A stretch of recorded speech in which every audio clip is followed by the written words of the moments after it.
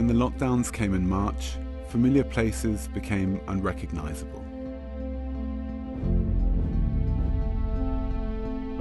Drones showed us cities emptied of life.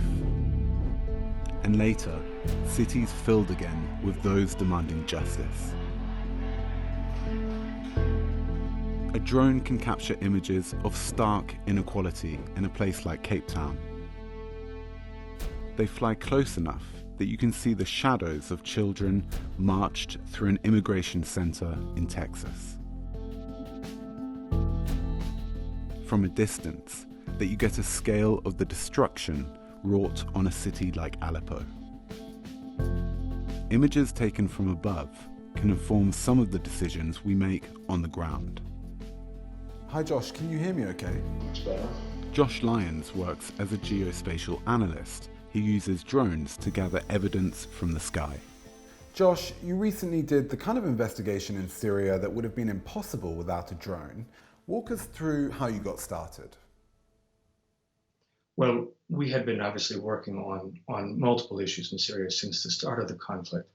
And one point in 2014, UN colleagues showed me a video and asked my advice about it. And the video was truly horrific.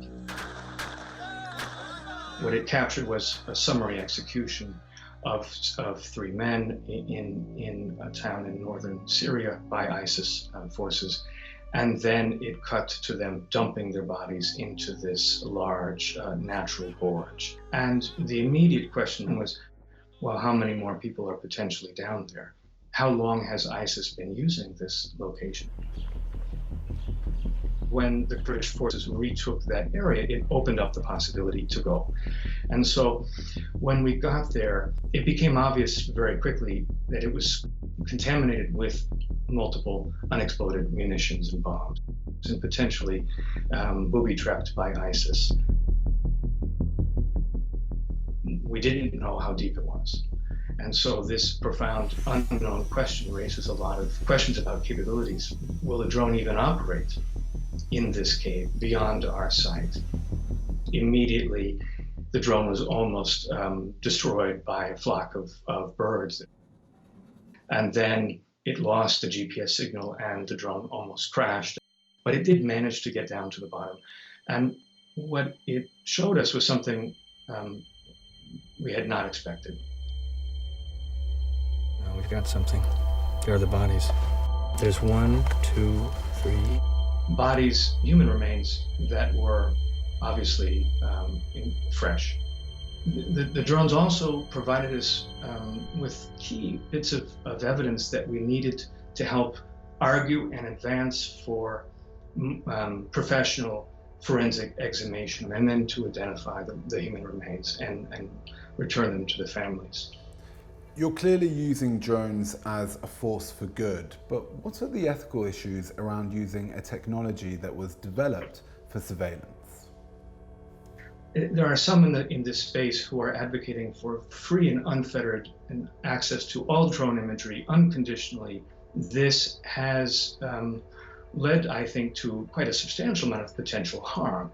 When you collect drone imagery over very vulnerable communities, you can see things in their backyard. You can see things about their possessions, about their beliefs, about their personal wealth that can be weaponized against them in so many different ways.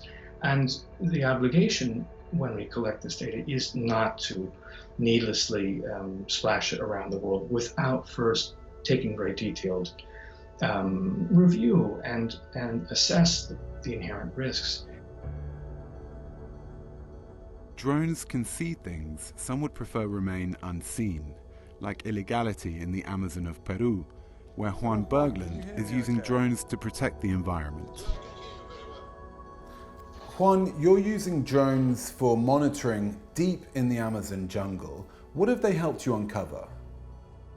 Yes, in the remote areas of Peru, we have several challenges.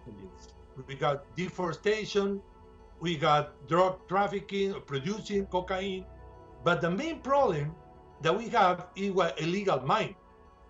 Whatever the damage we do to the territory for illegal mining, it will stay there for several hundred years. So drones let you go and survey these remote illegal mines, but they also let you go in undetected.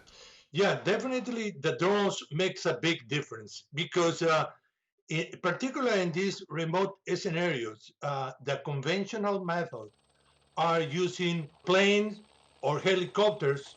In the case of Peru, in our military armed forces, we have good helicopters, but very noisy. So when they even start the engine, everybody and their uncle knows what's going on. But when we use our drones, we can be on the air 2 or 3 hours, and then we can monitor everything that they were doing without they even notice. So with all this information, we go through the authorities and we show what they were doing, not only this week, but the previous week, the previous month, and so on. So that's why combining all these new technologies, we may be able to present to the authorities the significant evidence. A combination of satellite imagery and mobile phone footage has really transformed the way journalists and investigators work, but neither medium gives you the whole picture. Drones can descend the depths of a grisly gorge in Syria and shed light on a story of a different magnitude, illegal mining across the Amazon. They let you see the details, the way in which trees have been cut down, how miners operate, the soils and rivers they contaminate with mercury. So drones are that perfect in-between. Yes. Kelly MATHESON works on how video can be leveraged to protect people's human rights. For her, it's all about how different forms of visual evidence work together to corroborate each other. Kelly, what are some of the inventive ways communities are bringing all of these methods together to expose wrongdoing? So I draw my inspiration for combining phone footage, drone footage, and satellite imagery from this incredible indigenous community that is deep in the Amazon forest in Ecuador.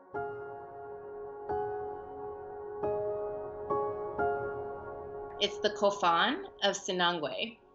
And the Kofan have an indigenous guard. They're out there all the time monitoring their forests and defending their land. And they told me the story about a day that when they were out, they heard this low hum in the forest.